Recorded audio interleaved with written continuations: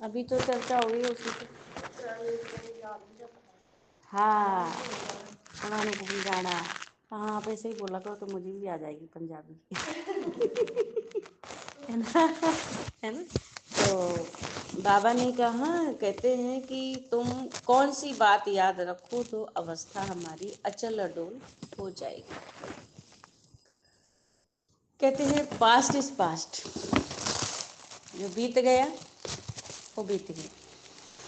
बीती का चिंतन नहीं करना, नहीं तो चिंतन करते करते धीरे धीरे हम उसी दुनिया में खो जाते हैं।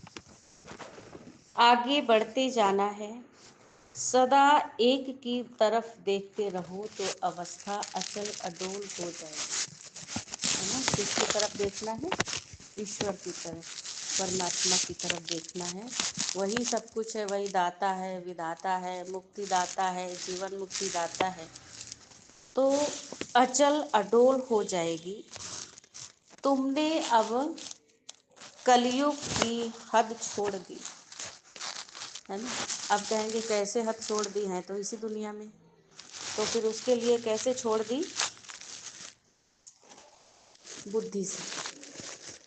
हम संसार में रह रहे हैं, लेकिन संसार की बुराइयां, इसकी बातें, बहुत सारे व्यर्थ वो हमारे अंदर नहीं है। है ना, हम संसार में हैं लेकिन संसार हमारे में नहीं होना चाहिए। तो इसलिए कहते हैं कि कलयुग की हद को छोड़ अब पीछे क्यों देखते। जैसे कोई शरीर छोड़ता है, उसको जब शमशान ले जाते हैं तो पहले सीधे ले जाएंगे, वहाँ पे जाके उल्टा करते हैं, पैर शहर की तरफ और सिर शमशान की तरफ। देखा कभी ऐसे करते हैं ना, थोड़ा सा जहाँ पे रखते हैं वहाँ पे पैर, वहाँ से दिशा चेंज कर देते हैं, पैर इस तरफ कि अब इसका इस संसार से कोई लेना देना नहीं है, अब ये मुसाफिर गया। है ना। तो भगवान कह रहे हैं कि अभी आप अपने मन और बुद्धि से इस कलयुग की बातों को निकाल दो, क्योंकि अभी आप कलयुग में नहीं हैं, अभी आप संगम युग में ना। तो बाबा कह रहे हैं, अभी श्री कृष्ण का चित्र देखा था, श्री कृष्ण को दिखाया है पीछे कलयुगी सृष्टि की तरफ पैर किया हुआ उन्होंने, और सतयुग हाथ में है ना। तो हमारा मुंह जिस तरफ होगा हमें वही नजर आएगा ना। और हम पीछे मुड़ के देखेंगे तो आगे चपेट भी, वो चोट भी लग सकती है, गिर भी सकते हैं।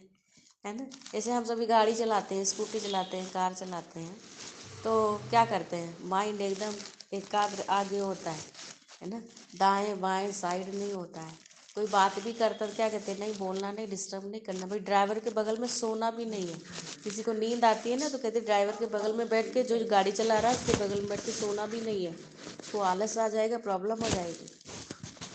तो इसी तरह से बाबा ने कहा कि आप जो, हम सभी आत्माएं संसार रूपी भव सागर में, हमारी सबकी नाव चल रही है, चल रही है, चल रही है ना। अब इसको क्या करना है, हमें इसमें पार होना है। तो भगवान कहते हैं आएँ बाएँ दाएँ साइड कभी नहीं देखना, आपका मुंह किधर होना चाहिए? हाँ, भगवान की तरफ और सतयुग की तरफ होना चाहिए। तो बुद्धि जरा भी न जाए, भगवान ने कहा, यही है सूक्ष्म पढ़ाई। दिन बदलते जाते हैं, ओम शांति। कहा गया है कि सुबह होती है, शाम होती है, यूं ही जिंदगी तमाम होती है, जा रही है, दिन महीने साल बीत रहे हैं, लेकिन हम अंदर की कमाई अपनी कितनी कर रहे हैं जो हमारी साथ जाएगी। तो ये कमाई तो, संसारी से कमाई तो साथ नहीं जाएगी ना, दोबारा जन्म लेंगे फिर से हमें नया पढ़ना पड़ेगा, नया कमाना पड़ेगा, नया नौकरी लगेगी। जो आत्मा की पढ़ाई है ये कई जन्मों तक साथ देगी। है ना। तो इसीलिए कहा गया है कि टाइम जो है पास होता जा रहा है। विचार करो, सतयुग से लेकर टाइम पास होते होते अभी आकर के कलयुग के भी किनारे पर खड़े हो गए। 4 युग है ना, सतयुग, त्रेता युग, द्वापर और कलयुग। यहाँ पर कहते हैं खड़े हो गए हैं। जैसे सृष्टि जैसे कि एक मॉडल है। सृष्टि तो बड़ी लंबी चौड़ी है ना, उसके मॉडल रूप को बच्चों ने जान लिया। ये सृष्टि गोल है, पृथ्वी कैसी है, गोल है, तो बाबा कह रहे मॉडल रूप में जान लिया है। आगे पता नहीं था कि अब कलयुग भी होता है, कलयुग भी पूरा होता है। अभी भगवान कह रहे मालूम पड़ा